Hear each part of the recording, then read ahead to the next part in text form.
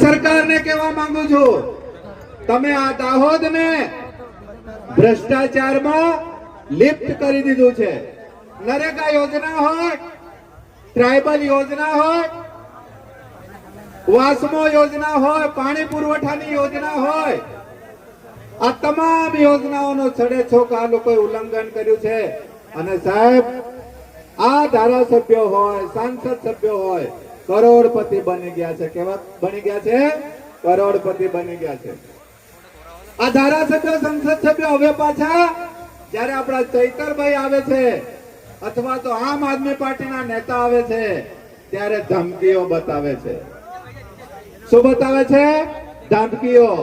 પણ આ ધારાસભ્યો સાહેબ ક્યાંક ક્યાંક ઝાલોદમાં ઘાસનું ગોડાઉન પણ ખાઈ ગયેલા છે. તો ખાઈ ગયા છે? ઘાસનું ગોડાઉન પણ પૂરું થઈ ગયું છે. સાથે સાથે આ નેતાઓએ જળ સે નળ યોજના પૂરી સાફ કરી છે. એમાં સાહેબ આપણા સાંસદ પણ આવી જાય. હા ને?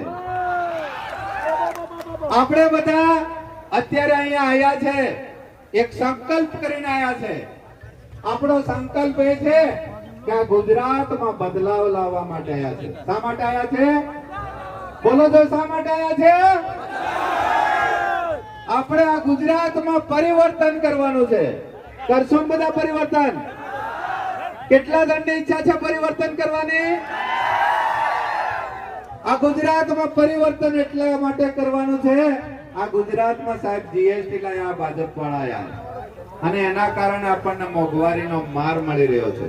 સાથે સાથે આ દાહોદ જિલ્લામાં રોજગાર મળતો નથી. આજે નોકરીઓ વાળાને પણ ફાફા પડે છે. 11 મહિનાની નોકરી એ લોકોએ કરી દીધી છે.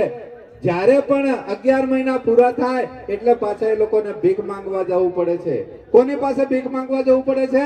ધારાસભ્ય, સાંસદ સભ્યો પાસે.